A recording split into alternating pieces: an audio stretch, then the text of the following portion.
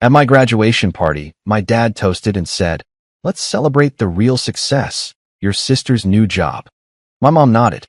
My aunt whispered, "At least she earned it." I'd been quietly paying off their debt for years. That night, I pulled the plug on every account and scheduled one final email that hit their inboxes at 7 a.m. sharp. I, 26M, stood in the corner of our backyard, watching my family celebrate what should have been my moment. The diploma felt heavy in my hands as I listened to Dad's booming voice echo across the patio, raising his glass of champagne I'd paid for with money from my part-time job. Dad announced to everyone gathered that tonight wasn't just about my college graduation. It was time to celebrate the real success story. He beamed as he talked about my sister's new marketing position at some startup downtown. The crowd erupted in applause while I felt my stomach drop. Mom nodded enthusiastically, adding how proud she was that my sister had finally found her calling after years of job hopping. My aunt leaned over to her friend, whispering what she probably thought was quiet enough that I wouldn't hear. She said at least my sister had earned her success the right way, unlike some people who just coasted through school. The words hit like ice water. I excused myself and walked inside, my hands shaking as I pulled out my phone. The banking app showed the same numbers I'd memorized over the past 3 years. The joint account I'd been funneling money into had a balance of $847.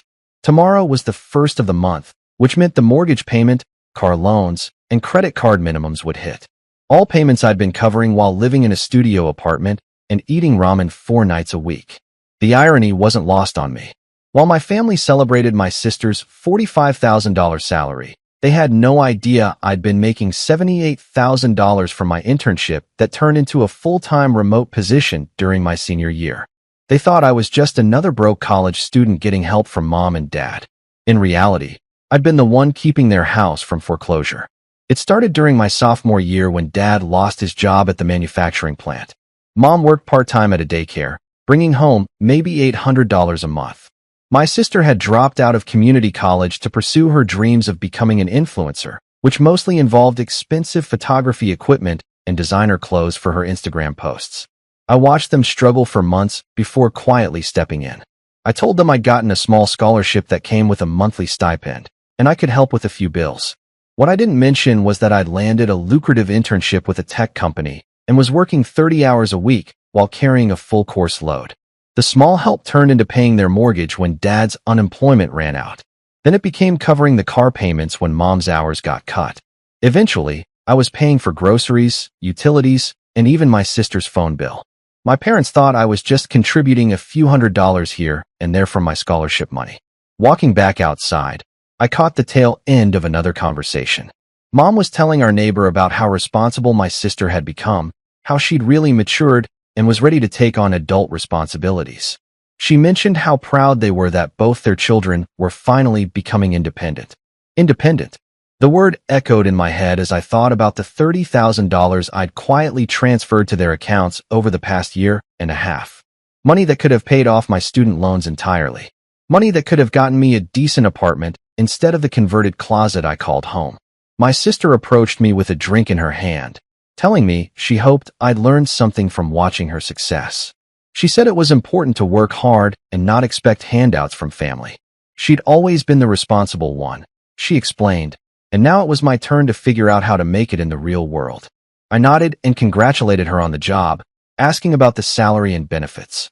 She proudly announced the $45,000 figure, adding that she'd finally be able to help Mom and Dad with some of their expenses.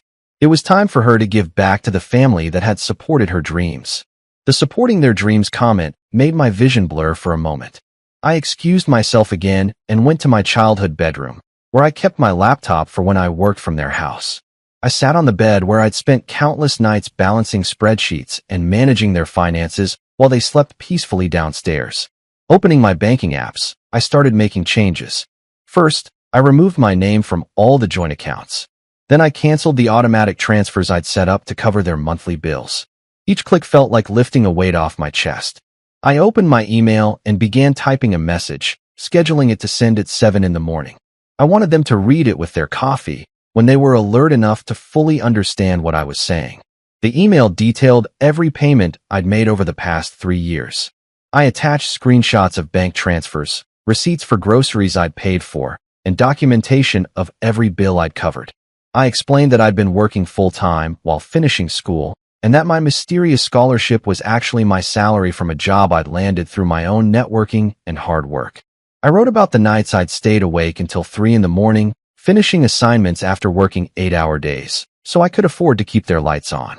I described the meals I'd skipped so they could have family dinners I paid for, but was too exhausted to enjoy. The email included a breakdown of exactly how much money I'd contributed to their household, $73,847 over 36 months.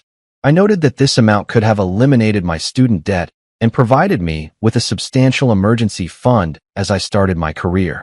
I explained that since my sister was now the family success story and ready to take on adult responsibilities, she could take over the financial contributions I'd been making. I included a helpful spreadsheet showing their monthly expenses and suggested she might want to start with the $2,100 mortgage payment due in 4 days. Before closing the email, I mentioned that my lease was ending in 2 weeks and I'd found a nice apartment across town. I wouldn't be available for family dinners or celebrations for a while, as I needed time to focus on my career and build the emergency fund I should have had years ago. I scheduled the email to send in 8 hours and closed my laptop. Walking back downstairs, I found the party still in full swing. Dad had moved on to telling stories about my sister's childhood, emphasizing her determination and work ethic. Mom was showing pictures from my sister's new job's orientation day, beaming with pride. My sister was holding court near the dessert table, explaining to anyone who would listen how she'd networked her way into the position and how important it was to take initiative in life. She caught my eye and waved me over, suggesting I should ask her for career advice now that she was established in the professional world. I walked over and thanked her for the offer, telling her I appreciated her willingness to help family members who were struggling. I mentioned that I was sure Mom and Dad would be grateful for her support, especially with Dad still looking for steady work and Mom's reduced hours. She looked confused for a moment, then laughed and said that was what big sisters were for. She'd always been the responsible one in the family, and now that she had a good job, she could finally help out financially. She was looking forward to contributing to the household and maybe even helping with some of the bigger expenses. I nodded and wished her luck, adding that she might want to start budgeting right away since financial responsibility was a big adjustment. She agreed enthusiastically, saying she was ready for the challenge. The party wound down around midnight. I helped clean up, loading the dishwasher with plates and glasses that I realized I'd probably paid for months ago. My parents thanked me for helping with the party setup and cleanup, mentioning how nice it was to have both their children home and successful.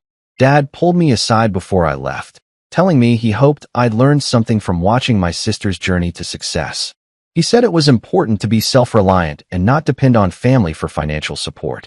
He and Mom had always been proud of raising independent children, and now they could finally stop worrying about money since my sister would be contributing to the household. I agreed that independence was important and that it would be interesting to see how everyone handled the new financial arrangements. I mentioned that changes were coming soon, and everyone would need to adjust to new responsibilities. Mom hugged me goodbye, commenting on how mature both her children had become. She said it was wonderful that my sister was ready to help with family expenses and that I should focus on finding a job and building my career. She was confident that both her children would figure out how to be financially responsible adults. I drove back to my studio apartment, thinking about the email that would arrive in 6 hours. I wondered if they'd call me immediately or if they'd spend time discussing it among themselves first. I turned off my phone, planning to keep it off for the next 24 hours. Update 1. The next evening, I finally turned my phone back on. 47 missed calls and 62 text messages. The voicemails ranged from confused to angry to desperate. Dad's first message asked if there had been some kind of banking error. Mom's voice was shaking as she asked me to call immediately because something was wrong with their accounts. My sister left 3 messages. The first one demanded an explanation for what she called my dramatic stunt. The second one asked how I expected them to pay their bills without warning. The third one, left around noon, had a different tone entirely.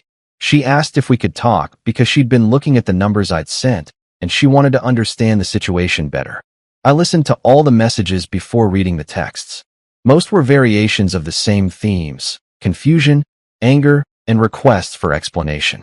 But scattered throughout were messages that showed they'd actually read the email thoroughly. Dad sent a text asking if I'd really been paying their mortgage for over 2 years.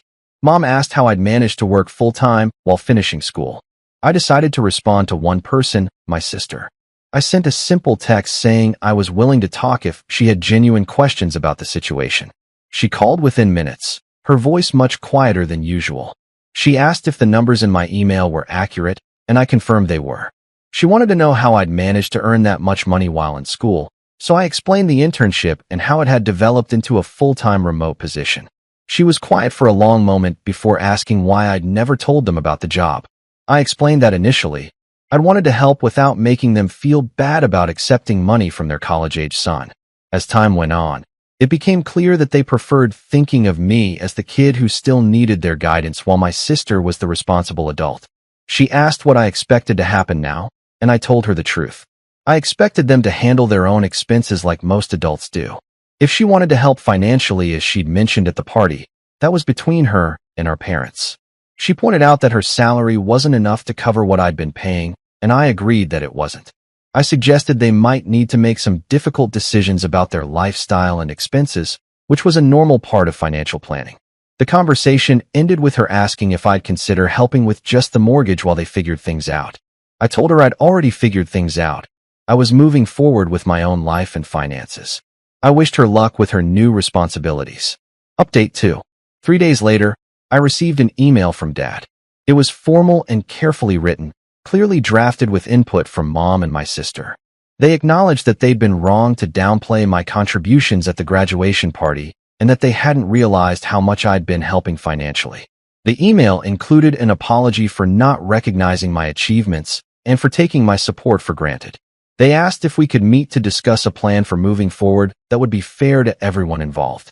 I responded that I appreciated the apology but wasn't interested in negotiating a payment plan.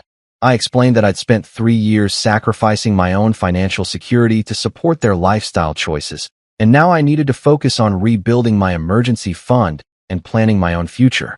I attached a detailed breakdown of my actual expenses during college: the studio apartment, the ramen noodles, the secondhand textbooks, the nights I'd worked instead of socializing.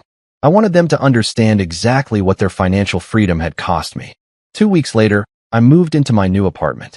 It had a real bedroom, a kitchen with full-size appliances, and windows that actually opened. I bought my first piece of new furniture, a comfortable desk chair for my home office. Mom called that night, asking how I could afford such a nice place. I explained that when you're not supporting 3 other adults, a $78,000 salary goes much further. She was quiet for a long time before asking if I'd been unhappy about helping them. I told her that helping families shouldn't require sacrificing your own future, especially when that family doesn't acknowledge or appreciate the sacrifice. Update 3. 6 months later, my sister reached out again. She'd moved back home to help with expenses, and her entire salary was going toward their bills. She'd had to sell her car and use public transportation to save money. She wanted to know if I had any advice for managing such a tight budget. I sent her the spreadsheets I'd created during college, showing how I'd tracked every expense and found ways to cut costs. I included information about food banks, discount grocery stores, and free entertainment options. I'd learned all of this while secretly supporting her lifestyle, and now she could use the same resources. She asked if I'd consider meeting for coffee to talk about the family situation. I agreed, curious about what she wanted to discuss. At the coffee shop, she looked exhausted. She explained that she'd never realized how expensive it was to run a household, and she was struggling to cover everything on her salary. She'd applied for a second job, but was finding it difficult to balance everything. She asked if I ever missed being close with the family, and I told her I was building a different kind of relationship with them, one based on honesty rather than hidden financial arrangements. I explained that I still loved them, but needed to establish healthy boundaries.